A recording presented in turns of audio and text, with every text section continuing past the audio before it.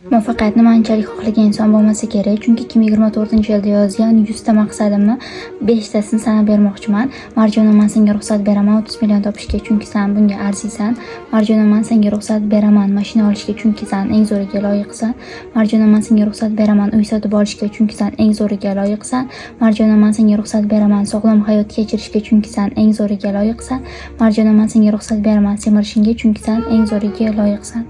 Orzular o'z-o'zidan amalga oshmaydi. Ular uchun harakat qilishni bilish kerak hamda jarayonga ko'proq e'tiborni qaratish kerak. Agarda siz 2026-yilda hayotingizni o'zgartirib, orzu maqsadlaringizga erishishni xohlasangiz, avvalo odatlarni shakllantirishingiz kerak bo'ladi va buning uchun jarayon kundaligi sizga yordam berishi mumkin. Kundalikni 12 ta viloyat bo'ylab yetkazib berishga tayyormiz. Toshkent shahri bo'ylab esa Yandexdan chiqazib yuboramiz. Telegramdan mana shu nickni qidirsangiz, mana shaxsiy Telegram lichkam chiqadi.